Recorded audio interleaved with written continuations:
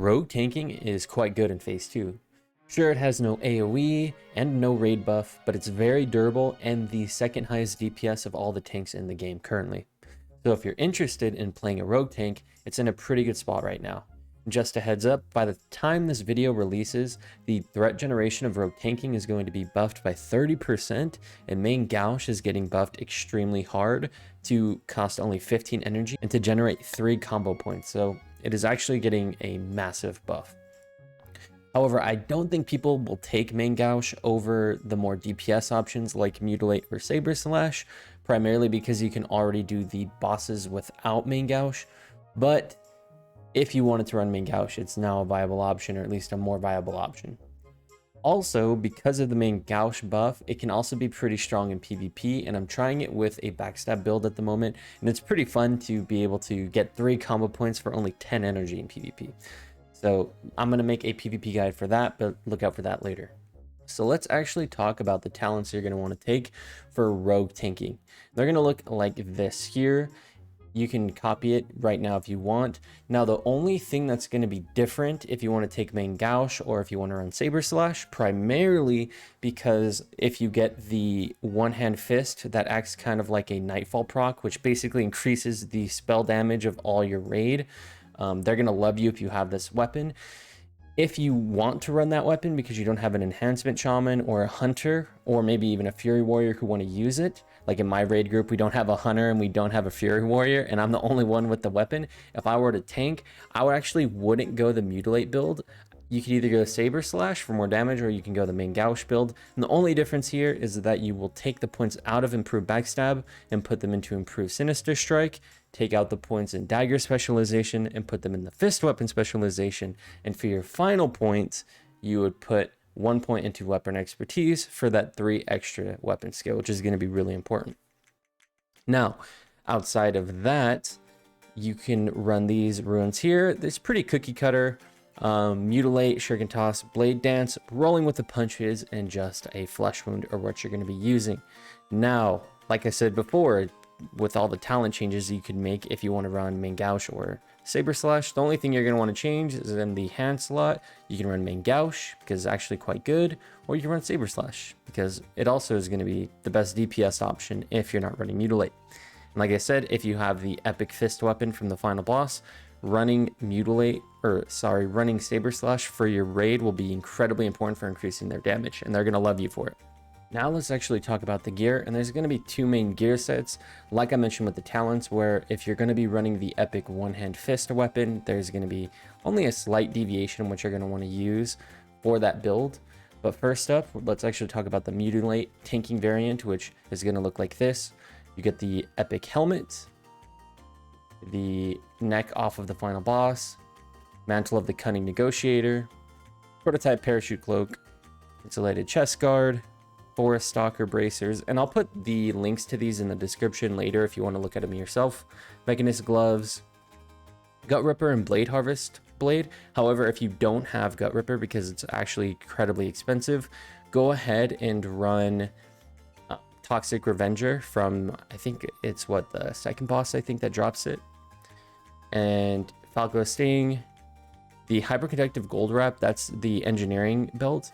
However, if you can't get that, there is a belt off of Grubis in the raid as well, which I'm going to be using because I don't have maxed out engineering at the moment.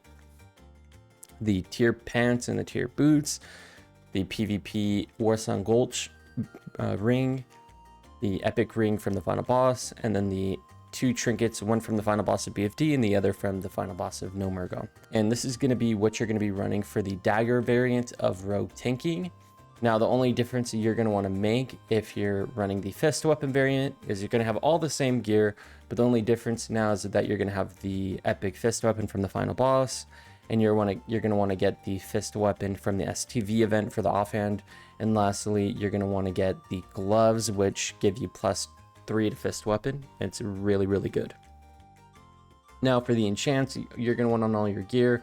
It's going to have +3 agility to the cloak, +2 stats to the chest, +5 stamina or strength. Honestly, I have strength on my bracers because I use them for PvP as well. So +5 stamina if you want to be tankier, or +5 strength is what I use.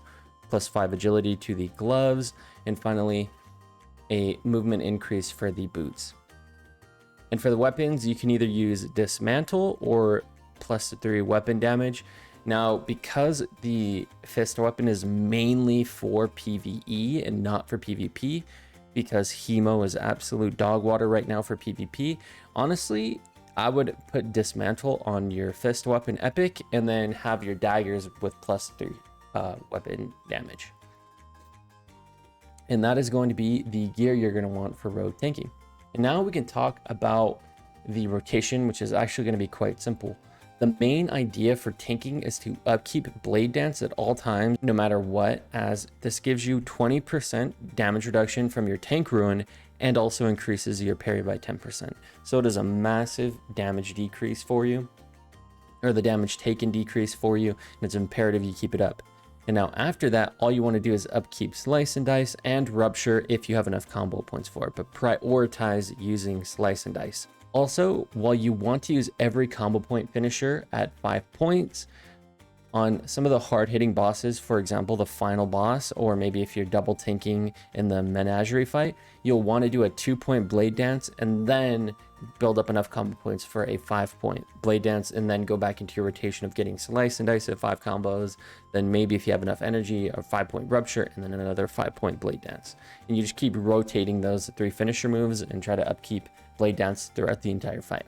And if you need help upkeeping Blade Dance, you can get a weak aura. Simply look up rogue tanking weak aura for SOD on Google, and I'm sure a bunch of them will come up, and you can simply download them or import the codes into weak auras, and you can mess with it if you want, or you could just keep these stock weak auras that you chose. And outside of just your finishers, all you're going to do for Adrenaline Rush and Blade Flurry is that you'll want to use them at the beginning of every fight, and if you have Blade Flurry up again in the fight, because some of the fights are actually quite long, you just use it on cooldown pretty much.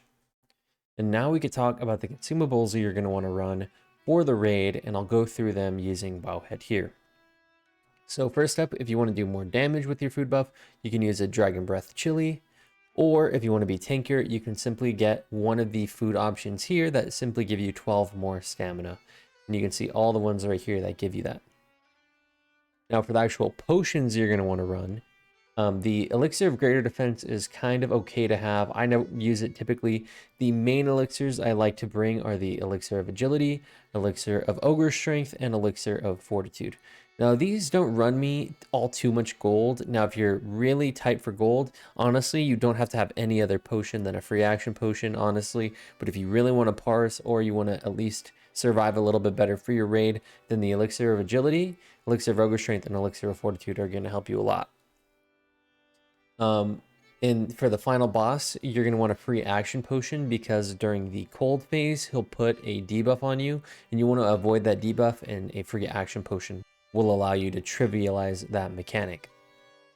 Also, if you really want to go crazy, you can get an Oil of Immolation, which will help you do more damage around you as well to increase your damage. But like I said, all of these are going to be pretty non-essential except the free action potion.